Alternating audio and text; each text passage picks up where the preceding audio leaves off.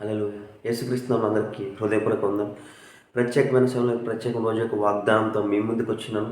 దేవుడు ఈరోజు మనకు అనుగ్రహించిన వాగ్దానము ద్వితీయోపదేశకాండము 28వ అధ్యాయం 12వ వచనము. యెహోవా నీ దేశం మీద వర్షము దాని కాలమందు కురిపించుటకును, నీవు చేయు కార్యమంతటిని ఆశీర్వదించుటకును ఆకాశమును తన మంచి ధనదిని తెరచును. హల్లెలూయా. మరలా చదువుకుందామా.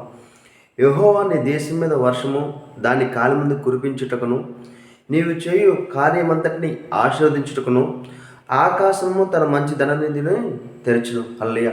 ఈ వాగ్దానంతో మనం దీవించబడును గాక. ఈ వాగ్దానంతో మనం ఆశీర్వదించబడును గాక. దేవుడు మనకు అనేకమైన వాగ్దానం ఇచ్చినప్పుడు ప్రతి వాగ్దానానికి మనం వారసులుగా చేసినాడు.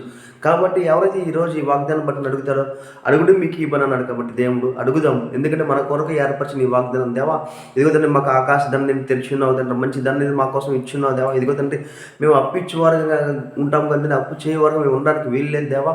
సమస్తాన్ని మాకు సమృద్ధిగా ఇస్తాను కదా దేవా. ఇదిగో తండ్రి నీ వాగ్దానం తండ్రి, ఈరోజు ఈ వాగ్దానం బట్టి ఎవరైతే అడుగుతారో అడిగిన సమస్తాన్ని దేవుడు మీకు ఇవ్వబోతున్నాడు. ప్రార్థన చేసుకుందామా.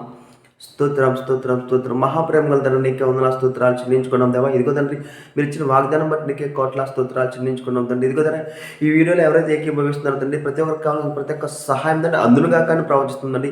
ఈ వాగ్దానము తండ్రి ఈ రోజు వీరి జీవితంలో జరుగునుగా అని ప్రవచిస్తున్నాం తండ్రి. ఇదిగో తండ్రి ఈ వీడియోలో ఈ సమయంలో ఏకీభవిస్తున్నారు తండ్రి, ఏదైతే అవసరంలో ఉంటుందండి ఏకీభవిస్తున్నారు తండ్రి, వారు ఏదైతే అనారోగ్యం ఉండి ఏకీభవిస్తున్నారు తండ్రి, ఏ పరిస్థితుల్లో బయటకు రావాలంటే ఏకీభవిస్తున్నారు తండ్రి, ప్రతి విషయంలో తండ్రి వారు బయటకు వచ్చినగా కానీ ప్రవచిస్తాం తండ్రి. ఇదిగో తండ్రి స్వస్థ కలుగునుగా ప్రవచిస్తుంది తండ్రి, వారు చేయు ప్రతి పనిలో విజయం కలుగునుగా కానీ ప్రవచిస్తుంది తండ్రి. కావాల్సిన ప్రతి ఒక్కరికి కావాల్సిన ప్రతి ఒక్క సహాయాన్ని అందచేయమని నజరేయుడైన యేసుక్రీస్తు నామములో అడిగి వేడుకొంచున్నాము తండ్రి. ఆమేన్. అందరికీ హృదయపూర్వక వందనాలండి.